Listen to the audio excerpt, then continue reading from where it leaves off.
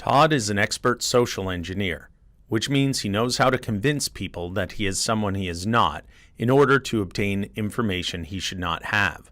Watch as he demonstrates how easy it can be for a bad guy to successfully breach a company through their employees. What I did was I just started off by finding out information about you that's publicly available.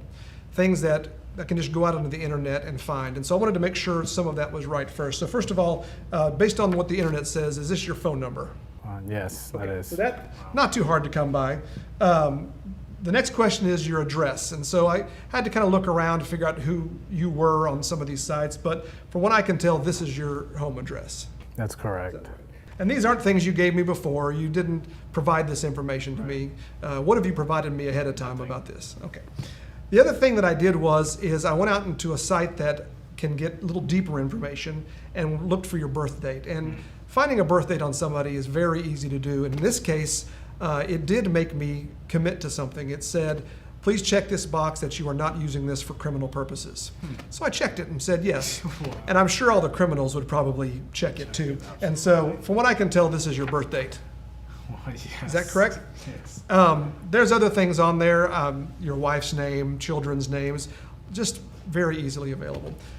But I'm just going to take these things, I'm going to make a call to your credit card company, and I'm just going to see what kind of information I can get and see if I can maybe change some things on your account. So is this still okay with you? Absolutely. Okay, so let's give it a shot. All right, let's see if I can just get to somebody here.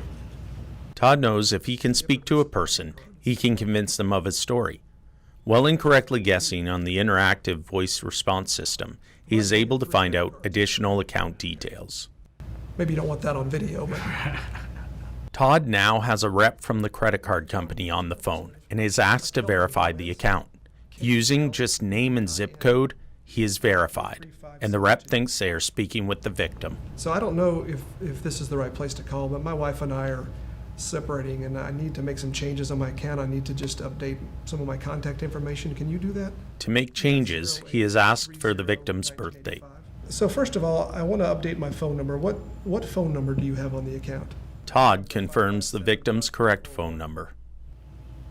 Okay, could I change that? Thank you. Let me know when you're ready. Todd updates the victim's account with his own phone number. And you're sending a text to that number? Todd recites the confirmation back to the rep, and just like that, Todd's number is now the only number on the victim's account. What email address do you have? The rep shares the victim's email address.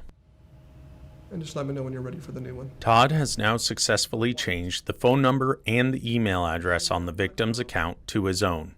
The rep has fallen prey to social engineering, and as a result, the victim is now locked out of their own credit card account. Okay, thank you. Have a good day. All right.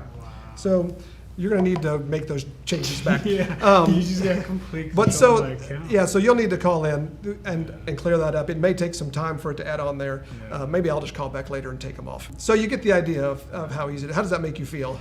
Uncomfortable. Okay. Very uncomfortable. Why does it make you uncomfortable? Well, because all that information it's publicly available, so anybody can just grab that information and just start fishing for that information. Well, and that's the thing, is that the things that they asked me on the call were your birth date, which I was able to get, which is a little harder to get, but your address, your phone number, and then the thing they validated you on was your zip code. And so that may be one of the weakest things on there. So first thing is, for security questions and things like mother's maiden name, that kind of thing, don't give them the actual information. Come up with something that only you know. Right. So if your mother's maiden name is Hernandez, don't give them that, because people can find that. I would come up with a word that only you know to give them, and that will be helpful. The other thing is, make sure that if there's any secondary validations that can be done, that is, anytime changes are made on my account, email the account on file, call the phone number on file in order to notify me. I'm guessing since your phone didn't just go off, you didn't receive that. And those kind of things will really help for them to be able to validate with you before they make any changes on the account. And of course, just be aware. Call in, check on your account. Hopefully that didn't mess you up too much, but it did hopefully enlighten you to the fact that these are things you have to be very careful of. Right, absolutely.